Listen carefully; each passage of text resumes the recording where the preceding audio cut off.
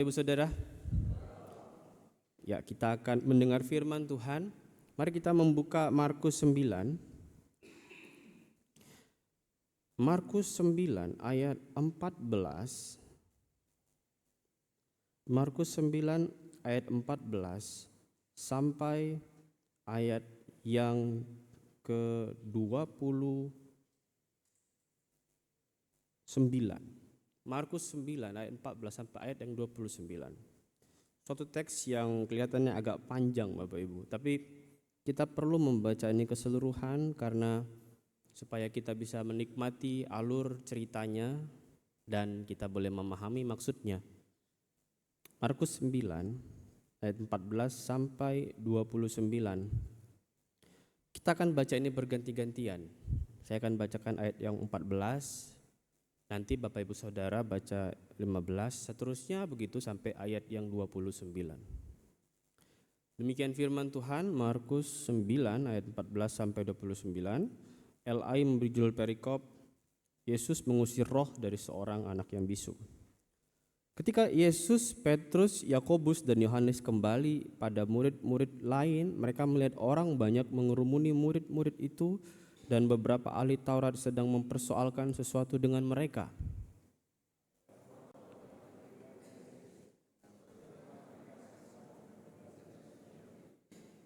Lalu Yesus bertanya kepada mereka, "Apa yang kamu persoalkan dengan mereka?"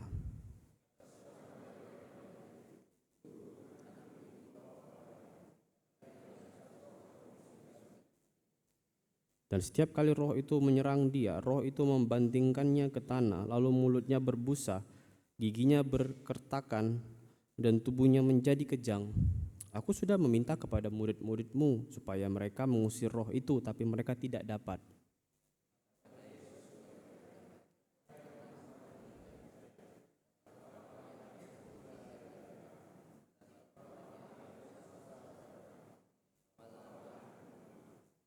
Lalu mereka membawanya kepadanya.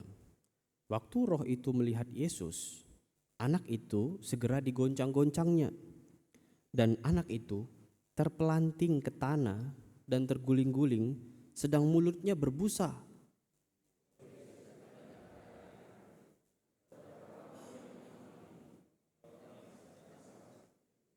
Dan seringkali roh itu menyeretnya ke dalam api ataupun ke dalam air untuk membinasakannya. Sebab itu jika engkau dapat berbuat sesuatu, tolonglah kami dan kasihanilah kami.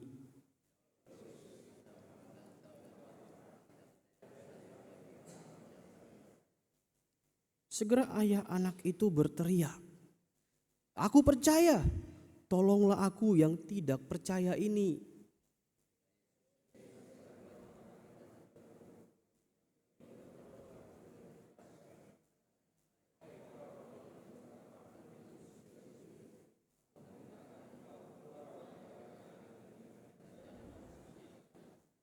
Lalu keluarlah roh itu sambil berteriak dan menggoncang-goncang anak itu dengan hebatnya.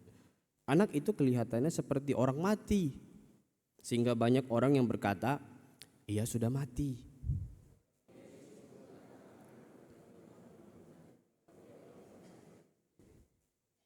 Ketika Yesus sudah di rumah dan murid-muridnya sendirian dengan dia, bertanyalah mereka, "Mengapa kami tidak dapat mengusir roh itu?"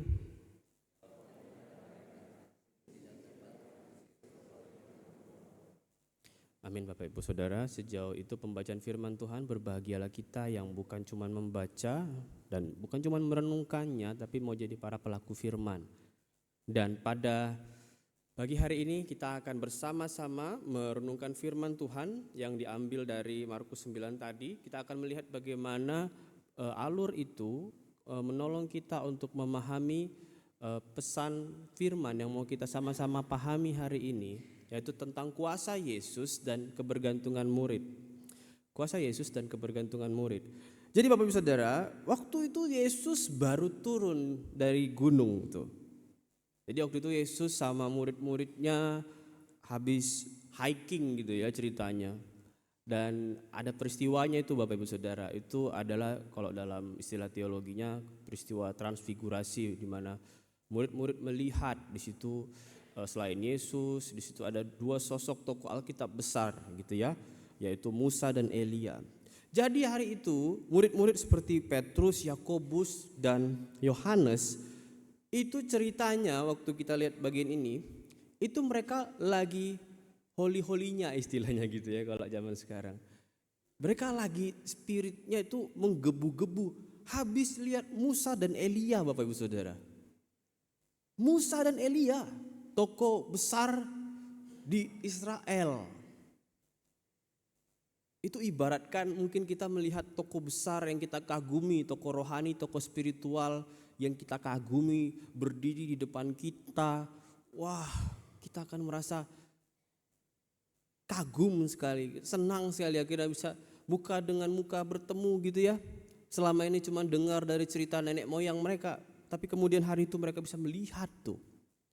Tapi ketika mereka turun bersama Yesus, bukannya mereka menghadapi situasi hidup yang semakin mudah.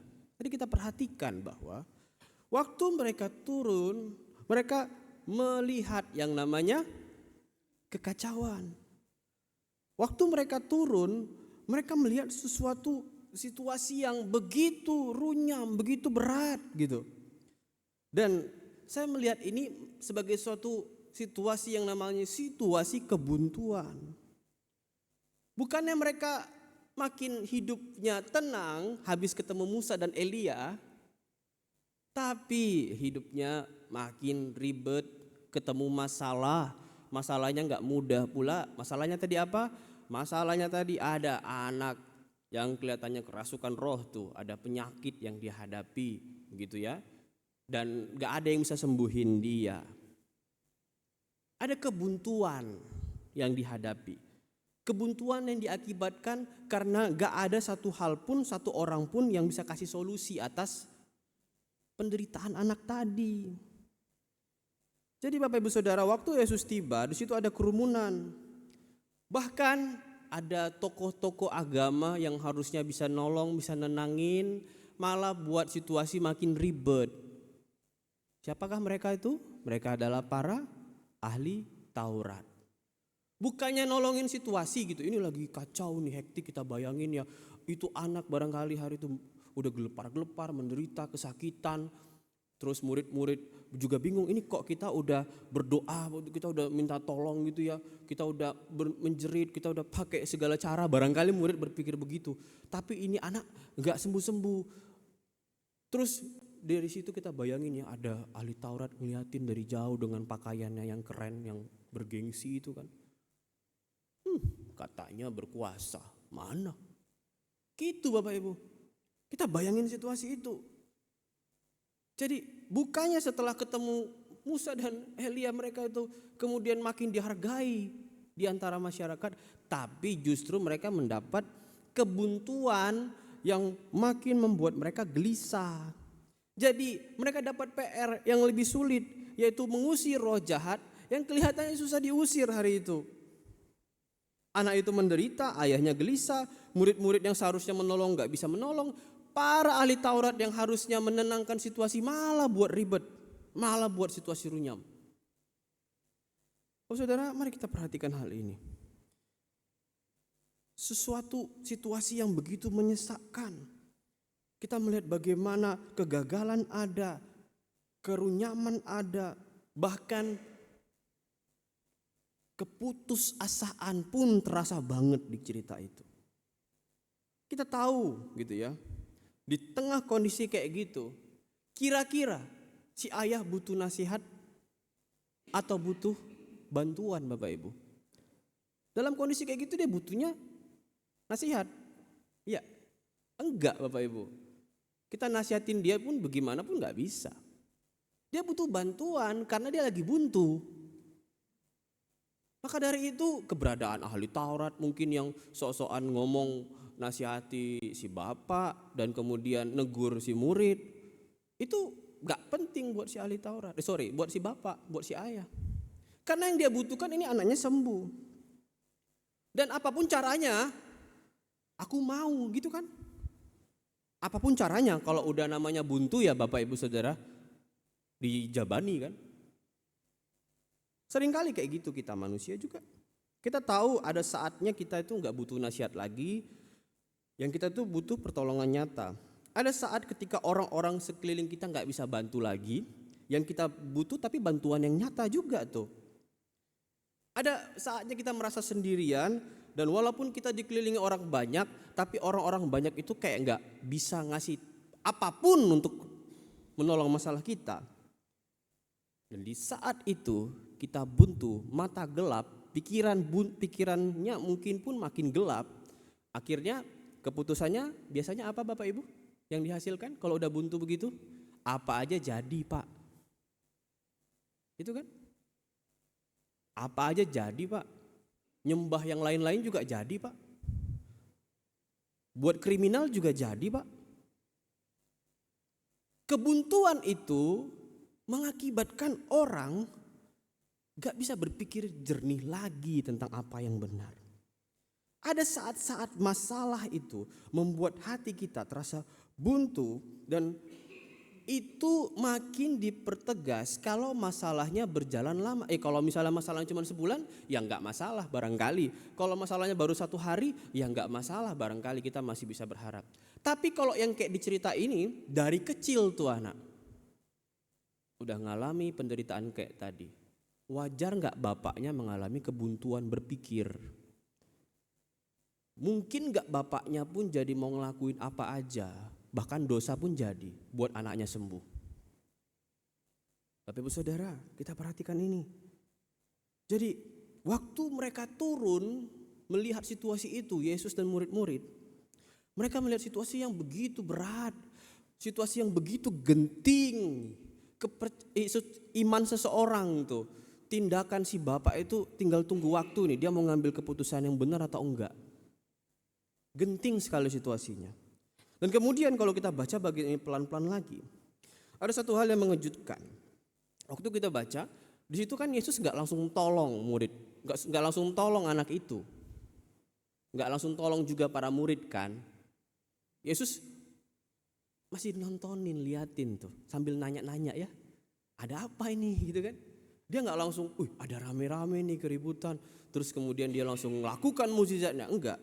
Ada yang menarik nih gestur yang Tuhan kasih. Padahal semua orang lagi nunggu-nunggu dia nih. Wah, ini superhero kita datang nih, yuk bisa apa gitu kan. Tapi ada hal yang menarik yang Tuhan Yesus lakukan. Bapak Saudara, di situ murid-murid gagal, orang banyak lagi nonton. Logikanya Yesus harusnya lagi melihat seperti itu, dia harus langsung bertindak. Tapi yang menarik yang dia lakukan adalah malah marah. Apa katanya? Hai angkatan yang tidak percaya. Hai angkatan yang tidak percaya. Ini orang lagi menderita kesakitan, terus tiba-tiba Tuhan Yesus datang. Hai angkatan yang tidak percaya, gitu kan? Ngomong tuh ke semua orang di situ. Jadi masalahnya hari itu anak itu lagi menderita, roh jahat sedang bekerja, ada sesuatu yang mengerikan terjadi. Tapi ternyata kenapa Tuhan Yesus tidak langsung menangani penyembuhan itu? Karena Tuhan Yesus melihat masalah yang utama hari itu bukan tentang sekedar anak lagi menderita kerasukan roh. Bukan tentang anak yang lagi kesakitan, bukan tentang murid-murid yang sedang dihina oleh ahli Taurat. Tapi ada sesuatu yang digarisbawahin Yesus, ditegaskan Yesus di situ tentang ketidakpercayaan ketika hidup kita mengalami kebuntuan. Makanya dia bilang ke semua situ, hai angkatan yang tidak percaya. Barangkali penegasannya lebih kuat ke orang Farisi itu, ke ahli Taurat. Hai angkatan yang tidak percaya. Jadi di sini ceritanya mulai lebih dalam lagi. Dari sekedar masalah anak yang sedang sakit, menderita, kemudian bapaknya mengalami kebuntuan, kemudian bergerak lebih lanjut lagi, ada yang menjadi masalah lebih berat dari kebuntuan, yaitu ketidakpercayaan. Sekarang Yesus menunjukkan bahwa kebuntuan itu kalau dibiarin terus-menerus akan mempengaruhi iman. Mari kita perhatikan bersama Saudara. Anak itu dibawa ke Yesus, tapi roh itu tadi mengguncangnya. Anak itu jatuh, terguling, mulutnya berbusa. Ayah itu bercerita situasi ini dari kecil katanya. Dan kita bisa melihat bahwa begitu beratnya permasalahan itu. Makanya dari sini walaupun Alkitab tidak menggambarkan, menuliskan gamblang gitu ya, si ayah tidak percaya, enggak ada Bapak Ibu kan. Tapi secara tersirat kita bisa lihat kebuntuan itu bisa mengakibatkan ketidakpercayaan di hati si ayah dan di hati orang-orang yang ada di sana. Karena dia sudah terlalu sering takut, dia udah selalu sering melihat anaknya menderita, dan kebuntuan hidup tadi bisa membuat dia jadi nggak percaya lagi sama Allah Israel. Maka saudara, ini berbahaya. Itu sebabnya dia berkata, jika engkau dapat berbuat sesuatu, tolonglah kami. Dia minta tolong sama Tuhan tuh, tolong kami gitu. Dan saya rasa kita pun sering banget tuh mengalami situasi-situasi kayak gini. Kadang-kadang waktu kita mulai malas gitu ya, berdoa, mulai malas beribadah, persekutuan, mulai malas mengikuti saat teduh. Kadang-kadang permasalahan utamanya sering kali diawali karena kebuntuan kan. Kita masih berdoa mungkin, kita masih ibadah kayak gini datang. Tapi kalau ada alat untuk mengecek kadar iman gitu kan. Yakin gak Bapak Ibu Saudara kadar iman Bapak Ibu itu di atas 80%. Nah, Saudara, kalau orang bilang langsung saya gak percaya lagi sama Tuhan Yesus, udah. Penggembalaan pun gampang tuh. Oh ini orang yang gak percaya, kita sering-sering datangin yuk, kita nasihatin yuk gitu kan. Kita gembalakan, kita lawat sering-sering. Tapi kalau misalnya orang itu udah gak percayanya pelan-pelan begitu ya. Sering kali gitu kan. Gak ada yang tahu, tapi hatinya udah gak peduli lagi sama Tuhan. Oke, dia masih datang beribadah tuh. Tapi dia gak, apa sih ini semua gitu kan. Tapi kalau saya nggak datang gereja, saya nggak datang ibadah, saya nggak datang persekutuan, saya nggak berdoa, kayaknya saya nggak Kristen deh, gitu kan? Seringkali keyakinan kita, kepercayaan kita sama Tuhan itu menurun tanpa kita sadari bahkan, atau tanpa orang lain sadari.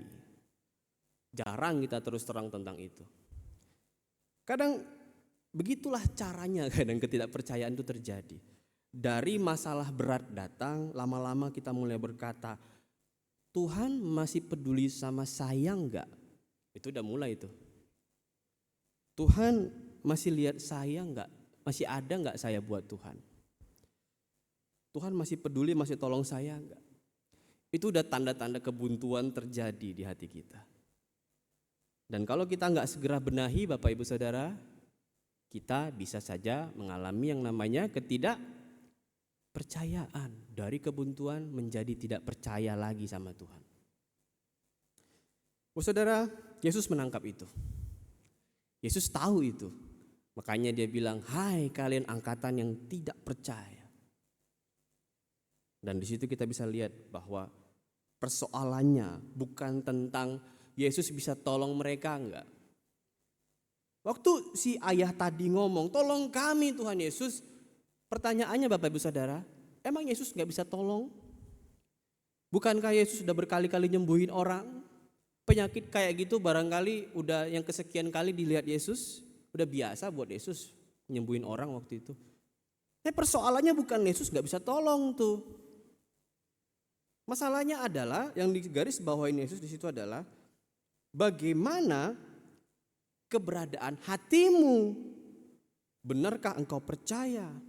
Itu sebabnya tadi ayahnya berkata, aku percaya, tolonglah ketidakpercayaanku. Ini menarik Bapak Saudara. Ini suatu bentuk gaya bahasa untuk menggambarkan bahwa ya aku masih percaya Tuhan.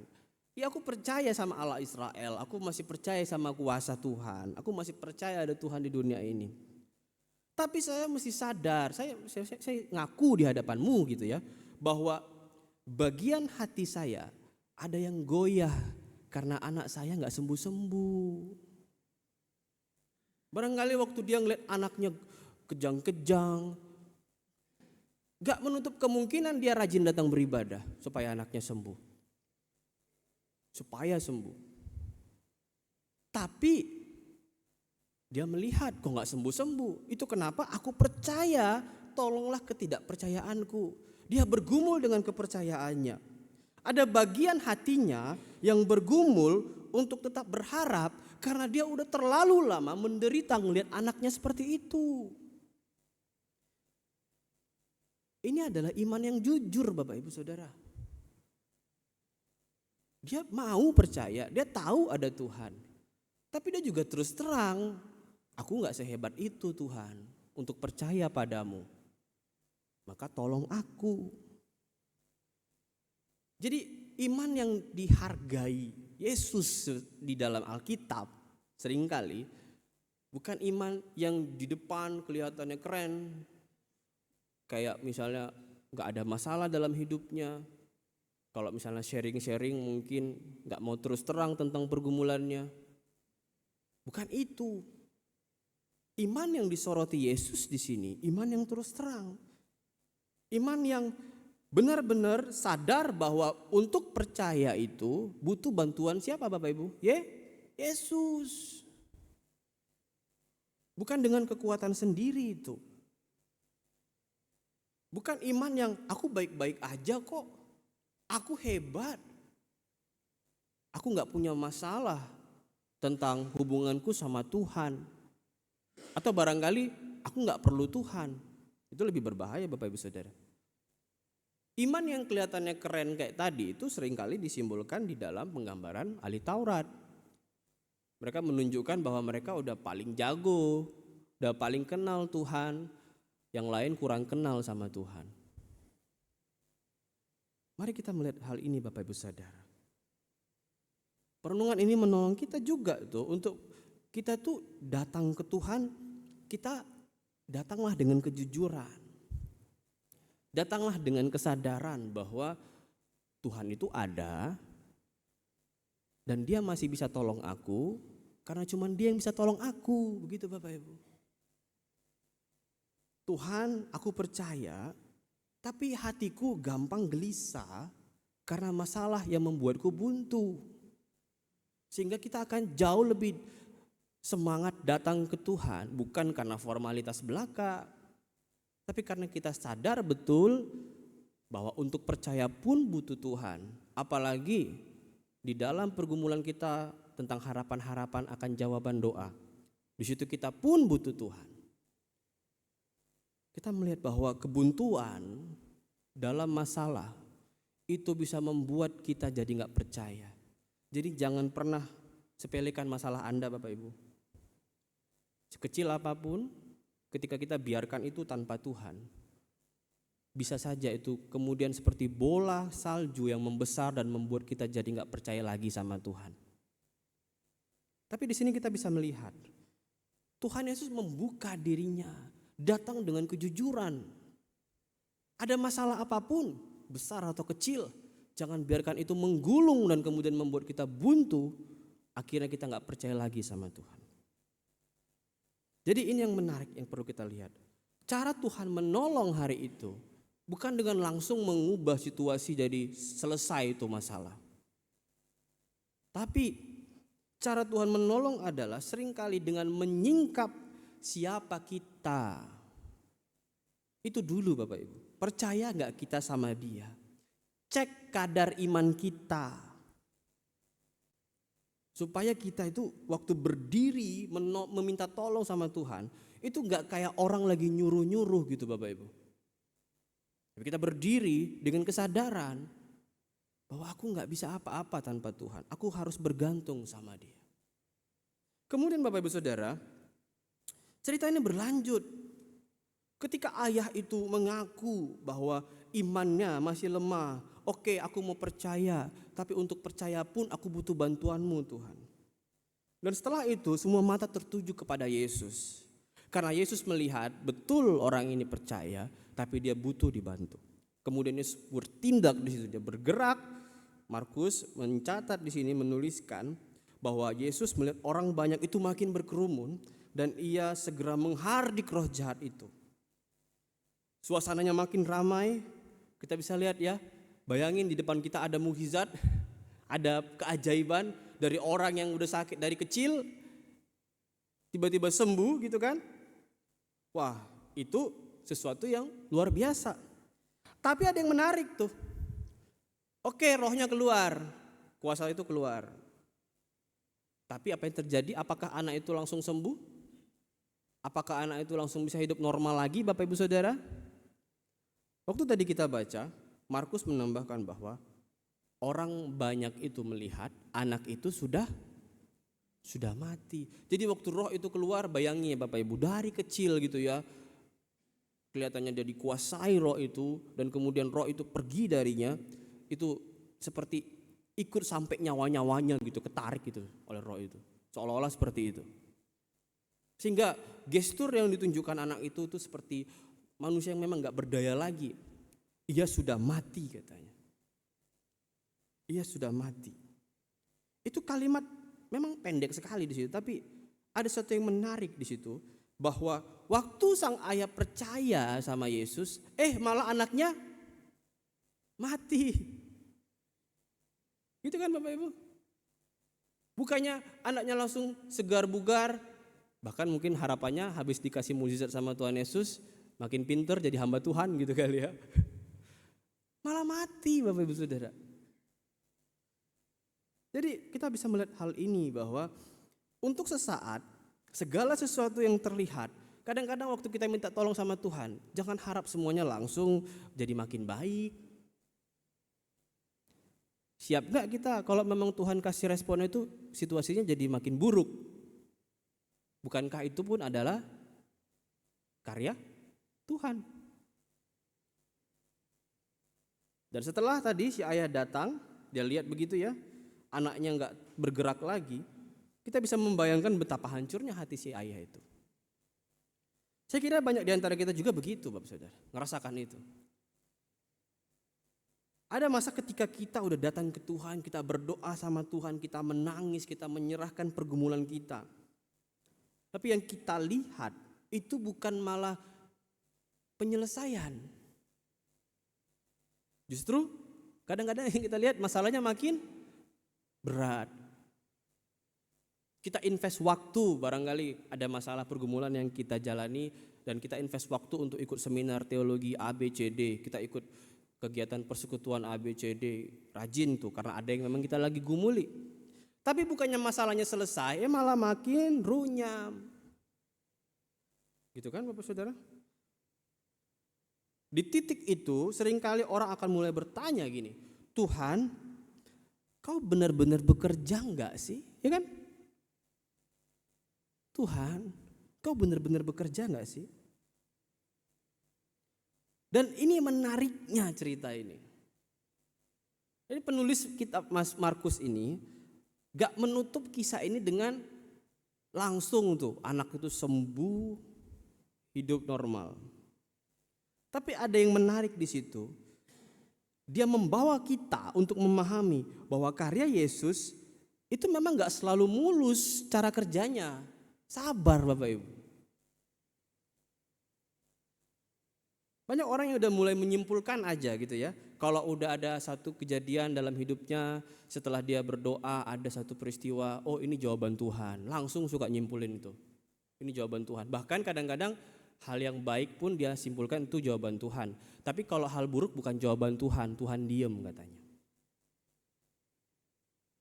Tapi kita bisa melihat, kisah ini gak lagi ngomong begitu kan, tentang cara Tuhan bekerja. Tuhan bekerja sekalipun anaknya mati, tapi ada proses yang Tuhan sedang kerjakan di situ. Yesus memegang tangan anak itu. Nah, ada kelanjutannya. Lalu membangunkannya dan anak itu pun berdiri. Kalau Bapak Ibu jadi orang tua anak ini, Bapak Ibu bakal maki-maki Tuhan Yesus enggak? Dasar, bukannya makin sembuh, malah mati. Banyak loh orang tua begitu Bapak Ibu. Tadinya percaya gitu kan, anaknya mati, malah makin marah gitu kan. Tapi kita lihat tidak ada respon seperti itu di Alkitab. Dan yang menarik adalah Tuhan memang punya proses. Kita mau sabar enggak? Yesus memegangnya, mengangkatnya, dan anak itu berdiri. Sederhana aja. Jadi anak itu sendiri yang tadinya kelihatan seperti mayat, dia berdiri dan kemudian dia diangkat kembali. Itu bukan karena anak itu punya kekuatan dari dirinya sendiri, Bapak Ibu. Itu memang suatu kekuatan yang dikaruniakan Tuhan di dalam mukjizat tadi. Jadi Bapak Saudara, roh itu pergi, kemudian Yesus mengangkat hidup orang yang tadi gak punya daya kekuatan lagi. Dan dia menghentikan yang jahat. Tapi di sisi lain, dia juga memulihkan manusia yang dihancurkan oleh yang jahat, yaitu anak tadi. Jadi kita bisa lihat di sini sambil kita mengenal Yesus kita. Yesus itu bukan Tuhan yang sekedar berkuasa atas roh jahat, tapi kita bisa melihat bagaimana dia punya otoritas di situ. Otoritas untuk mengubahkan, mengajar, dan juga meluruskan kesalahpahaman kita para muridnya. Itu sebabnya kita bisa melihat bahwa bagian ini itu adalah pesan yang perlu kita pahami sebagai cara untuk memahami proses pertolongan Tuhan. Itu gak instan dan kadang-kadang butuh bagian di mana kita harus sabar dulu, kesannya kayak deg-degan banget, tapi di situ Tuhan sedang bekerja. Bapak Saudara, ini yang perlu kita lihat. Ketika kita sedang lelah, ketika kita sedang menanti jawaban, kita harus belajar untuk terus datang sama Tuhan. Karena barangkali jawabannya tinggal sejengkal lagi. Pertanyaan kita, mau sabar gak untuk menjalani proses itu sampai akhir? Gitu Bapak Ibu. Karena kita bisa melihat bahwa walaupun tadi anak itu sudah kelihatan seperti orang mati, ayahnya begitu hancur, tapi Yesus tidak pernah meninggalkannya. Tangannya tetap ada untuk menopang dan dia tetap ada di sisi mereka hari itu. Dan Bapak Saudara, yang menarik kemudian yang terakhir kita bisa lihat bahwa kisah ini enggak ditutup begitu aja. Ya kan? Kita bisa melihat bagaimana cerita ini enggak berhenti ketika anaknya sembuh saja. Masih berlanjut tuh. Oke, anak itu sudah berdiri sehat. Ayahnya lega. Orang banyak udah lihat kuasa Yesus dan kira-kira orang banyak kagum gak sama Yesus Bapak Ibu? Kagum ya? Pasti kagum. Tapi bukan berhenti di situ. Karena ada fokus Tuhan Yesus yang lebih jauh. Yaitu dia mau fokus sama murid-muridnya. Jadi ada yang ingin dia ajarkan karena fokus utama Yesus melakukan mukjizat dan mengajar itu adalah agar murid-muridnya belajar.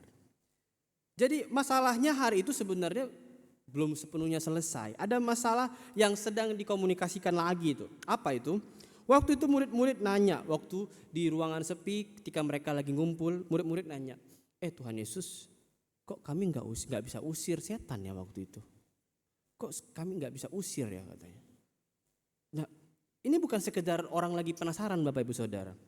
Karena ada kebingungan tuh. Jadi di depan orang banyak, mereka berharap mereka bisa ngelakuin mukjizat kayak Yesus. Karena kan udah terima kuasa tuh. Kalau Bapak Ibu ikuti ceritanya, murid-murid hari itu sudah menerima kuasa dari Yesus. Tapi kok gak bisa ya Tuhan, gitu kan? Mereka mencoba tapi mereka gak bisa. Dan sekarang ketika udah selesai semuanya, ketika Yesus yang udah beresin semua itu, mereka meratapi kegagalannya. Kami gagal jadi pelayan Tuhan. Kami gagal karena kami gak bisa nyembuhin orang. Gitu. Jadi masalahnya belum beres sebenarnya Bapak Ibu Saudara. Oke, masalah mereka, oke anak itu sembuh. Tapi dalam sudut pandang para murid masalahnya masih ada. Masalahnya apa? Mereka sedih karena mereka ngerasa gagal dalam melayani. Mereka nggak nyaman dengan itu. Anak itu udah tertolong, tapi murid-murid merasa masalah mereka belum selesai. Gitu. Lalu Yesus menjawab, jenis ini tidak dapat diusir kecuali dengan doa. Jenis ini, roh tadi nggak bisa diusir kecuali dengan doa. Jadi Yesus memberi mereka satu kesadaran baru. Jadi waktu mereka selesai pelayanan, mereka gagal pelayanan. Yang menarik adalah bukannya Yesus kasih workshop gitu kan. Bukan Yesus kasih ibaratnya pelatihan cara mengusir roh, bukan. Tapi penekanan di sini waktu mereka ngerasa gagal, mereka hancur, mereka sedih, waktu mereka lagi evaluasi diri, jawaban dari Tuhan Yesus adalah jenis ini tidak dapat diusir kecuali dengan doa. Biasanya kan kalau misalnya guru gitu ya, ngeliat muridnya gagal, pulang-pulang PKL misalnya, atau misalnya pulang-pulang habis latihan show atau apapun gitu kan, biasanya kan evaluasi, oke, kamu kurang latihan, oke, kamu teknik tadi kurang. Bukan gitu Yesus. Bukan kalian tuh kurang berani, atau pas ngomong setan pergilah, bukan suaranya kurang kuat, bukan Bapak Ibu. Bukan juga kalian tuh kurang pengalaman, bukan. Wajar sih ya kalau Tuhan Yesus bilang kalian gak bisa usir itu karena kalian kurang pengalaman, wajar. Tapi bukan itu. Masalahnya adalah jenis ini tidak dapat diusir kecuali dengan doa. Jadi ada masalah yang lebih dalam Bapak Ibu Saudara. Masalah apa itu? Yesus sedang menyoroti masalah hati mereka. Masalah hati mereka. Bukan masalah kemampuan mereka. Jadi ada masalah kebergantungan di situ. Mereka dikasih tugas, tapi mereka mencoba menjalankan tugas. Kelihatannya nih, mereka nggak mau sungguh-sungguh bersandar sama Tuhan. Mereka masih bergumul di situ. Mereka belum sempurna tentang bergantung sama Tuhan. Mereka setiap hari dekat sama Tuhan Yesus, tapi kedekatan itu nggak buat mereka makin bergantung sama Tuhan. Setiap hari lihat Tuhan Yesus, tapi nggak bergantung sama Tuhan Yesus. Bisa loh Bapak Ibu, hati-hati. Apalagi kita yang hari ini nggak lihat langsung gitu kan. Setiap hari itu sama Yesus, lihat Yesus, tapi belum tentu bergantung sama Tuhan Yesus. Mereka ikut pelayanan bareng Tuhan Yesus, tapi hati mereka masih dikuasai oleh kemampuan diri sendiri. Mungkin barangkali hari itu mereka ngelihat orang Farisi di depan gitu ya, ahli Taurat, ada orang kesurupan nih. Kesempatan ini guys gitu kan. Yuk kita tunjukin kuasa yang Tuhan kita kasih. Wais, bangga-banggaan tuh. Barangkali begitu Bapak Ibu. Maka Yesus berkata masalahnya di hati kalian. Gitu. Kita seringkali begitu. Waktu kita menjalani kehidupan sebagai orang percaya. Waktu kita menjalani pekerjaan aja dulu gitu ya. Pekerjaan yang baru kita kerjakan. Biasanya hari-hari di mana kita bergantung sama Tuhan banget di hari keberapa Bapak Ibu? Hari pertama kan. Pas kita baru belajar SOP-nya, kita baru belajar tekniknya, takut salah, takut dimarahi bos gitu kan. Atau mungkin bagi kita yang berdagang gitu kan, waktu jualan-jualan pertama itu barangkali kita belajar bagaimana teknik dagang yang baik. Tapi kalau udah biasa, ada jalani aja gitu kan, kayak autopilot aja kan Bapak Ibu Saudara. Kita udah mulai terbiasa soalnya, kita udah tahu ritmenya. Jadi bahaya yang lebih besar adalah waktu kita merasa bahwa kita udah mampu. Waktu kita udah merasa bahwa kita udah gak lagi merasa ada rasa takut. Kita udah merasa kita udah jago gitu. Pelayanan seringkali pun itu masalahnya datang bukan waktu kita nggak ngerasa mampu. Justru waktu kita nggak ngerasa mampu dalam pelayanan, di situ kita seringkali berdoa sama Tuhan. Itu Tuhan sukai. Tapi seringkali pelayanan itu salah kita jalani. Waktu kita ngerasa udah biasa, nggak perlu lagi berdoa, nggak perlu lagi persiapan benar-benar tuh. Jadi saudara kita lihat tuh. Dari kebuntuan Tuhan Yesus menyadarkan bahwa ada ketidakpercayaan yang bisa terjadi. Dan ketidakpercayaan itu berbahaya. Kenapa? karena bisa saja membuat kita jauh dari Tuhan. So, di sini yang ditekankan Tuhan Yesus adalah mari murid-murid harus belajar yang namanya kebergantungan. Supaya kebuntuan tadi tidak membuat mereka merasa bahwa mereka jago dan akhirnya mereka nggak bisa apa-apa. Bu saudara, ini yang penting kita lihat bahwa waktu Tuhan Yesus berkata tentang doa, dia bukan sedang memberi satu nasihat tambahan, tapi ini penting untuk menyadarkan bahwa kegagalan para murid diletakkan pada kesadaran bahwa mereka udah nggak lagi bergantung sama Tuhan. Jadi Bu saudara, barangkali ada di antara kita yang bergumul di tempat kerja, bergumul di tengah apapun yang sedang kita kerjakan. Kita merasa mampu, kita merasa bisa, dan disitulah kadang kita jatuh. Maka mari kita belajar untuk semakin bergantung sama Tuhan. Satu ilustrasi penutup Bapak Ibu Saudara, satu lagu yang menarik ya dari Fanny J. Crosby. Kalau Bapak Ibu tahu lagunya itu ya, Pass Me Not, O Gentle Savior. Itu ya, mampirlah dengar doaku. Bapak Ibu tahu ya lagu itu, pasti familiar deh. Jadi ada kisah yang menarik di balik itu. Suatu hari meskipun ia punya keterbatasan penglihatan, jadi Fanny itu dia mengunjungi penjara untuk ia berkhotbah, melakukan pelayanan rohani, ikut serta di situ gitu ya. Dan waktu dia lagi jalan-jalan di penjara itu, dia dengar satu statement dari narapidana yang lagi berdoa. Narapidana ini bilang pakai bahasa Inggris ya, "Good Lord, do not pass me by." Tuhan yang baik, jangan lewati aku. Seorang narapidana yang barangkali mungkin hukumannya kita nggak tahu berapa berat. Tapi dia mulai belajar untuk berkata ke Tuhan, "Good Lord, do not pass me by." Ini menyentuh hati Crosby. Wah, di tengah penjara ternyata ada seruan jujur yang dengan lantang diungkapkan, yaitu jangan lewati aku. Suatu seruan kebergantungan sama Tuhan. Itu kenapa kemudian dia terinspirasi, dia buat lagu tadi. Mampirlah dengar doaku. Gitu ya. Jadi satu ungkapan yang keluar bagi Crosby itu sesuatu bentuk kebergantungan yang dialami ketika orang dalam penderitaan. Jadi jangan merasa bahwa orang Kristen gak boleh menderita. Justru penderitaan yang sering kali menjadi sarana Tuhan untuk menolong kita berhenti mengandalkan kemampuan kita sendiri. Jadi dalam kisah ini kita lihat masalahnya masih ada. Apa masalahnya? Murid-murid belum bisa nyembuhin orang yang kerasukan setan hari itu. Tapi mereka dapat jawaban yang penting bahwa kunci dari keberhasilan pelayanan mereka bukan kemampuan mereka, tapi kebergantungan mereka sama Tuhan. Dan di tengah situasi yang berat, mungkin kita belum dapat jawaban doa dari Tuhan, mungkin kita belum dapat solusi dari masalah kita.